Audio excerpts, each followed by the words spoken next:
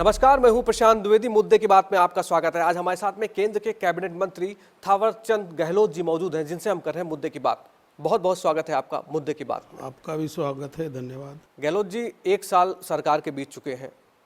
आपने जो अपने मंत्रालय में कोई ऐसा काम किया हो जिसको देख के आपको खुशी होती हो, हमसे शेयर करिए उस बात को। देखो, मैंने सामाजिक न्याय और अधिकारिता मंत्रालय का दायित्व मिलने के बाद इस विभाग को जीवंत बनाने का प्रयास किया है।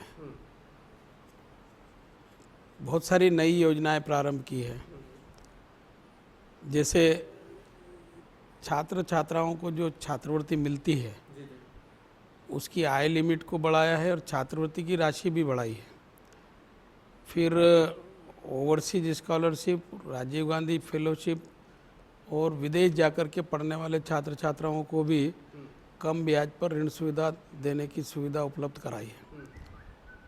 इसके साथ ही साथ हाथ से मेला ढोने वाली जो प्रथा है उसको पूरी तरह से समाप्त करने का निर्णय लिया। कानून बना और उस कानून पर हमने इम्प्लीमेंट शुरू कर दिया। हमारे पास सामाजिक न्याय और अधिकारिता मंत्रालय में 2 भाग हैं। एक तो अनुसूचित जाति, पिछड़ा वर्ग, किन्नर जाति, घुमंतु जाति, कुष्ठ रोगी, ऐसे वर्ग में आने वाले लोगों के हित संरक्षण की योजनाएं बनाना, और ये सब हमने छात्रवृत्ति वगैरह के माध्यम से योजनाएं बना करके प्रारंभ की है। दूसरा भाग है विकलांगता का क्षेत्र। हमने विकलांगता के क्षेत्र में जो काम किया है उसमें कुछ नई श्रेणियां भी जोड़ी है। पहले लगभग 7 श्रेणियां ऐसी थी जो विकलांगता की श्रेणी में माने जाते थे। अब हमने उसको 19 कर दिया है।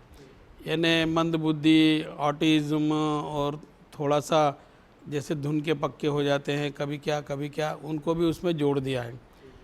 और विकलांगता के क्षेत्र में 80% से जो ज़्यादा विकलांग है, उनको जो चल फिर नहीं सकते, खड़े नहीं हो सकते, उनको मोटराइज ट्राईसाइकिल देने का निर्णय लिया है। और अभी तक लगभग 250-300 मोटराइज ट्राईसाइकिल दी है जो मोटर से चलती है, फ्यूल वगैरह की आवश्यकता नहीं होती है।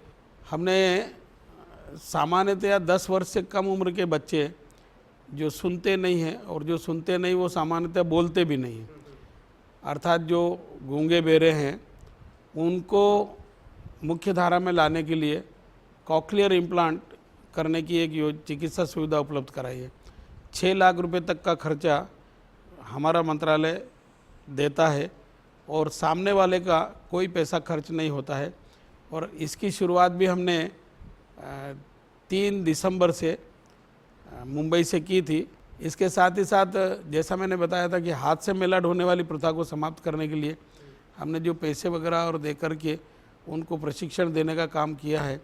250 महिलाएं, सामान्यतया वाल्मीकि समाज की ही कही जाएगी या सफाई कर्मचारी परिवार से संबंधित वो है, उनको हम दिल्ली में ही प्रशिक्षण दे रहे हैं मोटर ड्राइविंग लाइसेंस का और मोटर मैकेनिक की। ये कॉमर्शियल ड्राइविंग लाइसेंस जब इनको मिल जाएगा तो हमारा प्रयास है कि वो टैक्सी एजेंसियां हैं या बसेस चलाने वाली एजेंसियां हैं, उनसे हमने बातचीत भी की है ताकि उनको वो नौकरी पर रखने का काम करें।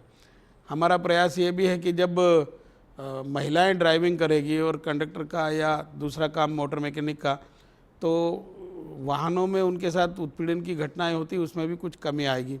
इस प्रकार के कुछ नए काम हमने प्रारंभ किए हैं। अगर देखा जाए तो उत्तर प्रदेश की बात करते हैं, उत्तर प्रदेश में समाजवादी पार्टी की सरकार है, तो जितनी आपने योजनाएं बताई, क्या वो अलग अलग जहाँ पे आपकी सरकार नहीं है, क्या वो धरातल पर उतर पाई है? क्या वहाँ पे काम हो पाया है? देखो, ये अच्छा प्रश्न है। सामान्यतया योजना हमारे मंत्रालय की, भारत सरकार की, पर इम्प्लीमेंट की जिम्मेदारी राज्य सरकारों पर है।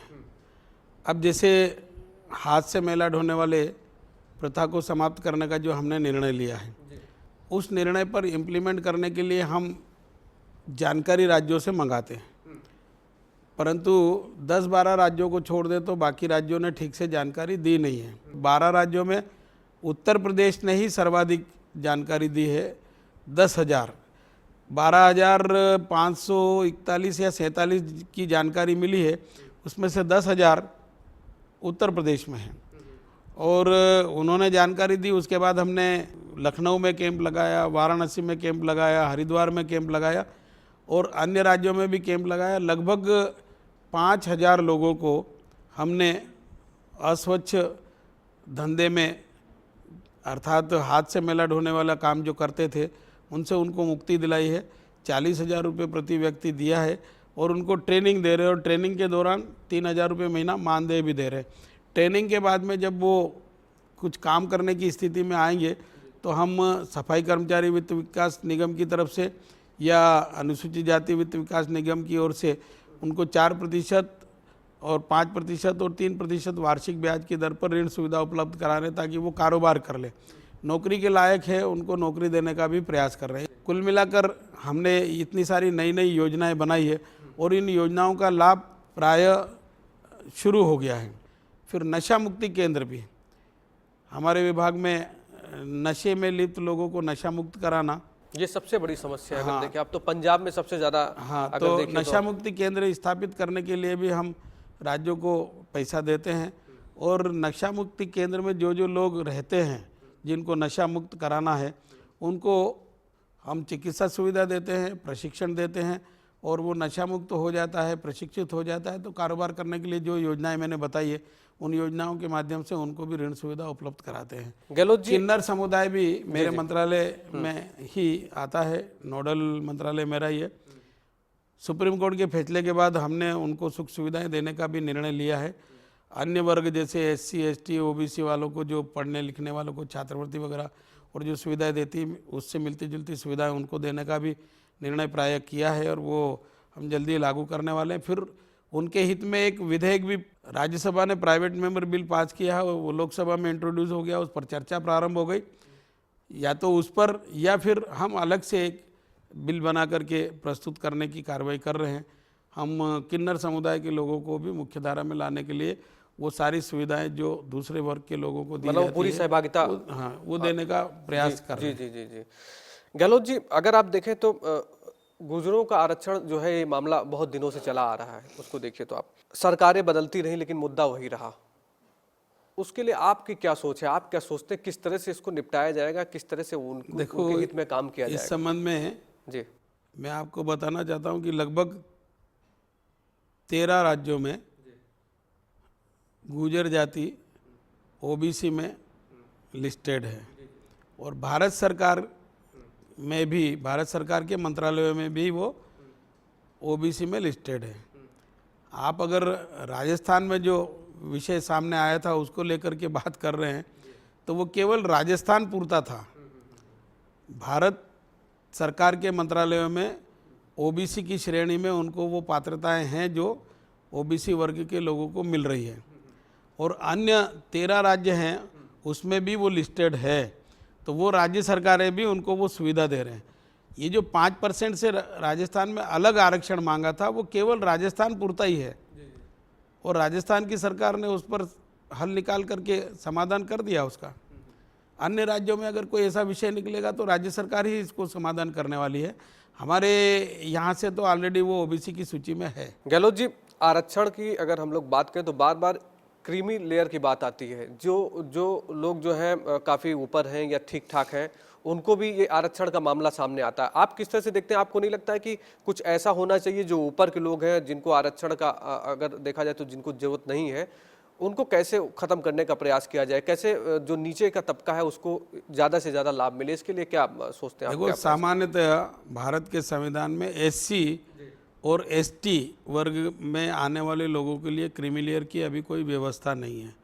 चर्चा जरूर यदा कदा इधर उधर हो रही है पर अभी इस प्रकार का वातावरण नहीं बना कि तत्काल कोई इस संबंध में निर्णय लेने की आवश्यकता है। परंतु भावना जो प्रदर्शित होती है वो इस बात की ओर संकेत जरूर करती है कि मान लो कोई 25-50 साल से IAS IPS या बड़े उच्च पदों पर रह कर के संपन्न हो गए हैं, आर्थिक स्थिति उनकी अच्छी हो गई है तो ऐसा लगता है कि क्रीमी लेयर की स्थिति में उनको लाना चाहिए। परंतु SC और ST को जो आरक्षण दिया गया है वो केवल आर्थिक आधार पर नहीं दिया गया, वो सामाजिक और शैक्षणिक दृष्टि से जो पिछड़े थे और छुआछूत का जो वातावरण था उस आधार पर उनको आरक्षण दिया है। और आज वो वातावरण पूरी तरह समाप्त नहीं हुआ है।